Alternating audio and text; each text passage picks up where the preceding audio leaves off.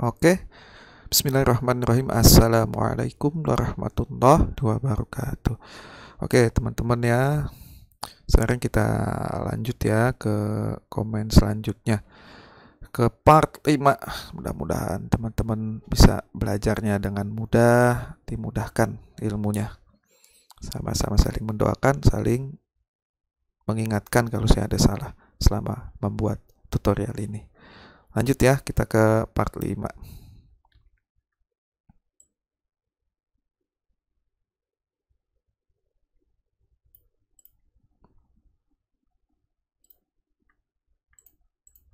Oke, sekarang kita masuk ke if config. Apa itu if config? If config atau IPADDR, suatu komen yang digunakan untuk melihat interface yang aktif beserta IP address-nya. Interface-nya ada berapa nih? Kita di Linux server kita.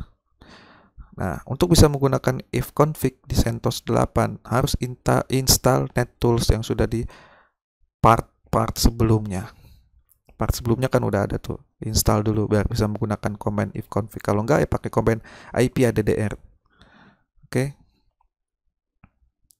kita langsung ke contoh aja ya. Oke, clear if config. Oh, ternyata saya punya satu interface aktif, namanya INS160 itu nama, lalu IP inet itu IP-nya, netmax-nya itu ya /24 itu 252525.0, broadcast IP-nya 255, IP inet name IPv6-nya, kalau inet IPv4, ethernya itu MAC address-nya, rek paketnya yang udah dilewatkan berapa segala macam ya. Atau kalau belum bisa IP config bisa pakai IPADD. IPADD khusus CentOS 8. Karena by default CentOS 8 itu tidak bisa menggunakan if config kalau menggunakan minimal install. Jadi tolong diperhatikan. Oh, kok nggak bisa if config? Install dulu NetTools-nya biar bisa menggunakan if config. Nah, saat kita menggunakan if config, masukkan INS160, nama interface-nya. Tuh. Sama saja ya. Kurang lebih sama. Lanjut ya. Sudah pasti paham. Mudah-mudahan. Kita ke ETH Tool. Lah, ini ETH Tool sangat berguna untuk melakukan pengecekan konfigurasi interface fisik yang sedang berjalan. Ini install NetTool juga kalau tidak salah, saya lupa. Pastikan diinstal dulu NetTools-nya. ETH Tools. Nama interface INS160. Tuh, terlihat ya konfigurasi interface-nya, fisikalnya, supported port-nya, supported link modenya, 1000 base, berarti 1 giga speednya kan kelihatan. Support pause frame use nggak? No. Auto negotiation-nya no. Kelihatan kan? FEC mode, not report. Kelihatan konfigurasi speednya 1000 Mbit, berarti 1 gigabit. Duplex, full, port, twisted pair, kan kelihatan semua. ETH Tool. Sangat manfaat ini. Jadi kalau bisa diinstal untuk melihat. Link detected, yes. Terkoneksi berarti. Oke, teman-teman udah paham. Kita pasti lanjutkan ke komen selanjutnya. Nah, ini nested. Nah, ini agak panjang nih di sini. Di nested ini dijelaskan agak sedikit panjang karena agak sedikit rumit. Apa fungsi nested? Sama sebenarnya di Windows tapi agak sedikit berbeda di optionnya. Untuk melihat status traffic interface. Pokoknya umumnya sih digunakan untuk melihat routing atau melihat port yang berjalan di service-nya dan juga service-nya, kurang lebih seperti itu untuk troubleshooting ya. Dan ada optionnya misalkan -i status traffic interface, -s untuk melihat statistik jaringan semua port, lalu dikombinasikan -netstate -at untuk melihat list koneksi TCP, -netstate -au untuk melihat list koneksi UDP, -i listening port itu ini ya, sorry, L itu L kecil, lalu LT melihat listening port khusus TCP, LU khusus UDP, SU statistik jaringan UDP, ST statistik jaringan TCP, -R untuk melihat routing table. Nah, biasanya orang pakainya optionnya digabung, -tool PN routing secara detail. Satu-satu kita cobain ya. clear. Net state minus I celing tuh kelihatan ya trafficnya, RX TX gitu kan, MTU nya RX nya oke, TX nya oke. Ini untuk minus I. Lalu selanjutnya minus S tuh untuk melihat statistik jaringan semua port. Jadi TCP UDP kelihatan macam-macam isinya, agak panjang. IP forwardingnya paket receive, ICMP-nya to ICMP message receive. Top 24 active connection opening, 1 passive connection ya. Ya pokoknya statistik lah kurang lebih. Saya nggak bisa ngejelasin detail karena kita lagi ngejelasin komennya. Tapi intinya pasti teman-teman bisa baca sambil browsing-browsing. Oke. Nah, untuk melihat koneksi TCP, list koneksi TCP, AU, UDP. Net state minus AT, koneksi TCP. Tuh.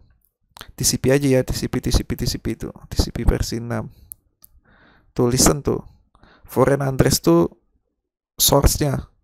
Saya kan IP-nya 3.11 tuh. Hostname-nya labs lokal, kelihatan kan? State-nya listen, establish. Dan untuk UDP, AU. UDP nggak ada yang lewat ya. Maksudnya dalam artinya memang nggak ada yang jalan. AT untuk TCP connection, AU UDP connection. Lalu kita ke LT, LU. Listening port. Kita clear dulu biar bersih. Net state minus L. Listening. Tuh kelihatan ya. Sama kayak tadi cuma lebih banyak. Active Unix domain socket stream flag-nya. State listening, not pet, SBus monitor, proto destination. Ya. Lalu kita kalau cuma mau lihat TCP-nya aja, net state minus LT, listening port TCP. TCP, oh nggak ada. Service yang nggak ada yang jalan di TCP. Kita coba net state minus LU UDP. Kosong juga. Oke. Lanjut ya. SU, melihat statistik jaringan UDP. Sama ST, statistik jaringan TCP. ST minus SU, statistik jaringan kita TCP dulu, ST. Nih statistik TCP port. Ya benar, TCP. Lebih simpel ya.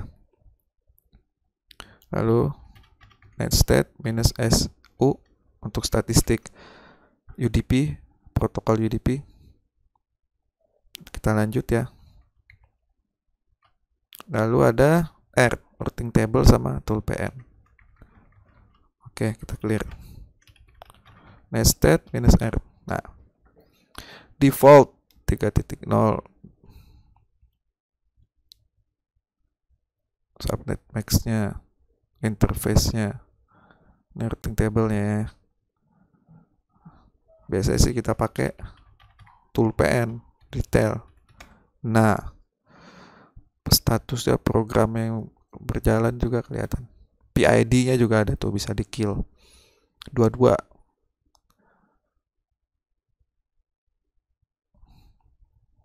Atau juga kalau mau melihat routing bisa root ya. Nah, root min n. Tuh. Root min n kelihatan nih. Gateway-nya kemana. Kalau pakai net state minus R, dia nggak kelihatan gateway-nya. Jadi kalau mau lihat routing table, pakai root min n aja ya. Jadi gateway-nya kalian kelihatan kemana. Gitu loh. Gateway-nya 3.1 tuh. Net state minus R, dia gateway-nya cuma tulisannya lokal. Kalau kalian pengen lihat IP-nya kan bingung, kemana itu. Nah, jadi kalau mau lihat routing table-nya bisa root min n. Untung saya ingat. Oke, lanjut ya ke komen selanjutnya.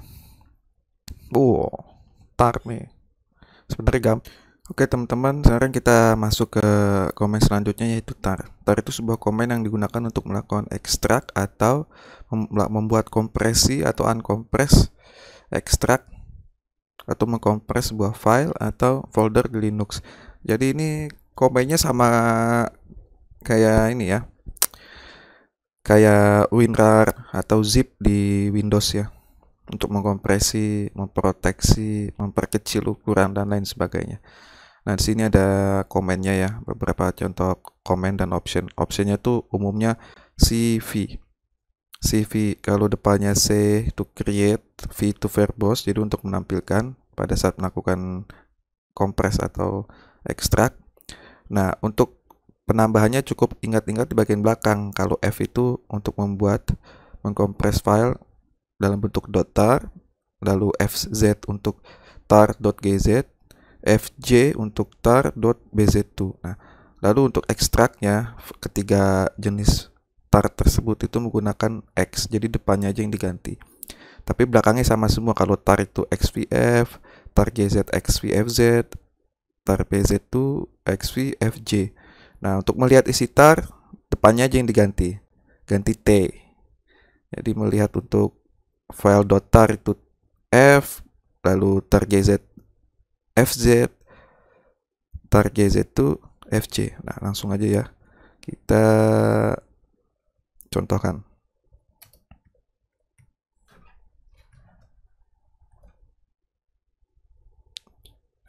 Turn back test. Kita lihat kemarin tuh di mana. Oke. Kita coba bikin ini ya. Kita coba bikin file test1.txt, test2.txt, test3.txt. Lalu kita buat folder testing 1, testing 2. Kita lihat, oke, sudah jadi semua. Nah, sekarang kita akan mencoba mengkompres file file test1. Nah, untuk mengkompresinya kalian tidak perlu menggunakan ini ya. Setelah comment optionnya itu bukan minus tapi dash.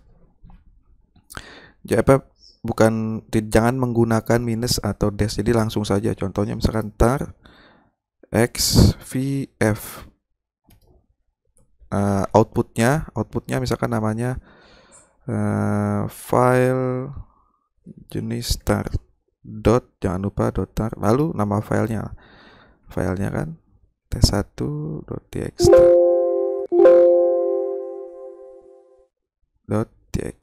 lalu tekan enter. Sorry, saya malah xvf, maaf. Tar cvf testing file tar test1.txt. Nah, sudah dibuat. Clear ls. Nah, testing file tar itu yang ada warna apa tuh, merah oranye ya. Itu untuk extension tar. Lalu kita coba yang extension gz tar cvfz testing file gz.tar.gz, lalu nama file test1.txt, enter. Oke, kita ls. Oke, udah. Lanjut yang terakhir, tar.cvfj testing file bz, testing file bz.tar.bz2, lalu nama filenya test1.txt.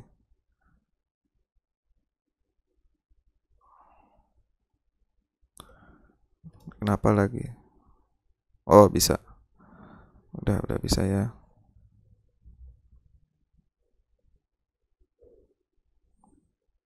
Oke, kita clear. Lalu kita ekstrak. ekstrak tuh cukup komennya depannya diganti xtar xvf, lalu nama file tarnya tadi testing file tar, tekan enter, oke, ls. Nah, berarti sudah berhasil ya, karena sudah keluar outputnya tadi tes 1. Lalu yang kedua kita tar xvfz testing file gz, oke, enter. Nah, sudah ada outputnya. Lalu yang ketiga tar xvfj testing file bz testing file, oh kurang G, testing file bz, oke. Nah, ini suka begini nih bz tuh nih, tapi nggak apa-apa, pada umumnya sama. Itu paling nanti ada kekurangan dari sisi library mungkin ya, cuman nanti deh, tapi umumnya sama ya, jadi kita skip yang bz itu. Umumnya tar.gz udah cukup. Oke, misalkan kita nggak mau yang ketiga itu, kita nggak mau melihat, tidak mau mengekstrak, tapi mau melihat isi dari file tar tersebut. Kita cukup tar depannya diganti tvf untuk melihat testing file tar. Oh kurang, file tar, oke. Nah, itu untuk tips ya, kalau kalian udah ini mau langsung komplit gitu kayak saya, tekan tab aja, tapi dikomplitkan dulu, ketik beberapa hurufnya lalu tekan tab, nanti otomatis dia.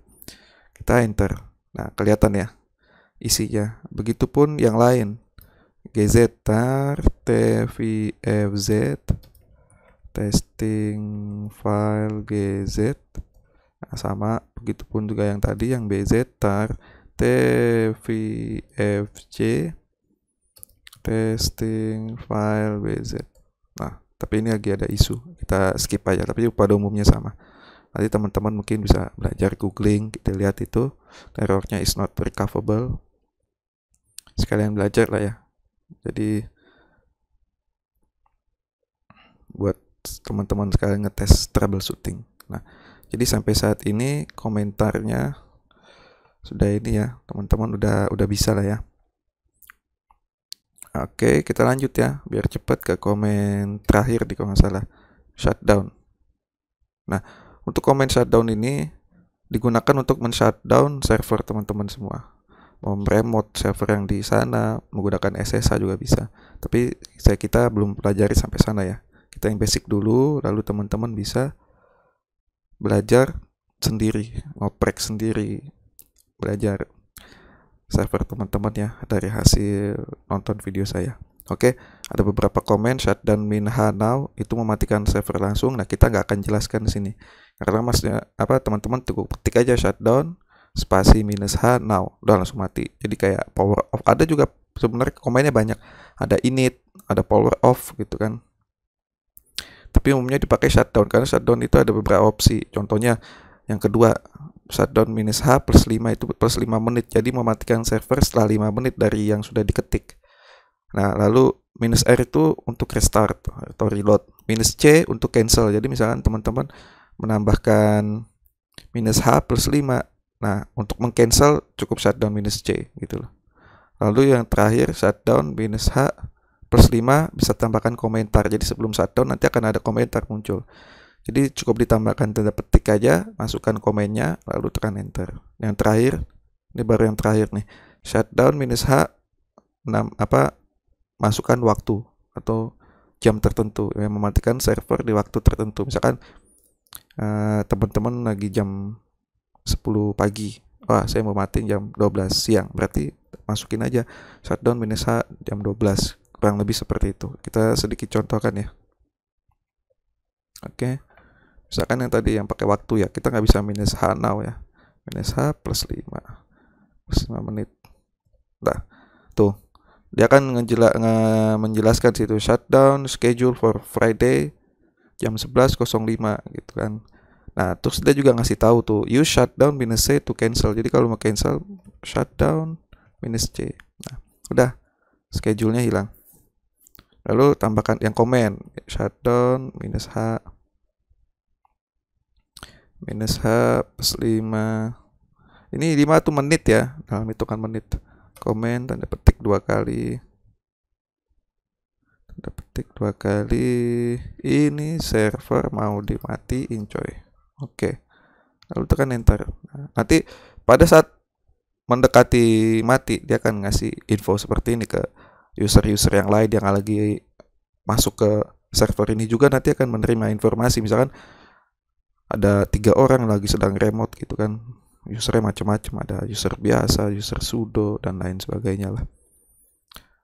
Minus R itu untuk reboot ya, minus R untuk reboot, dan ini 18.30 untuk waktu tertentu. Jadi shutdown minus H, masukkan waktu tertentu, misalkan jam 12.00 itu jam 12 ya.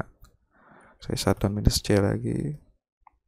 Nah, sampai saat ini udah selesai nih yang slide terakhir, saya belum buat lagi. Mungkin teman-teman nanti bisa berikan masukan apa yang mau dibahas.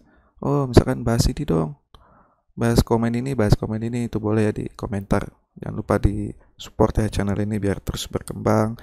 Terus saya bisa bikin cloud buat teman-teman nanti remote belajar bareng kita live. Ya, mudah-mudahan bisa berkembang dan mudah-mudahan ilmunya bermanfaat ya buat kita semua ya. Kurang lebih saya mohon maaf apabila ada sedikit kesalahan dalam penyampaian, atau ya teman-teman yang belum mengerti, mohon maaf atas keterbatasan ilmu saya. Sekali lagi saya mohon maaf, kurang lebihnya saya mohon maaf. Assalamualaikum warahmatullahi wabarakatuh.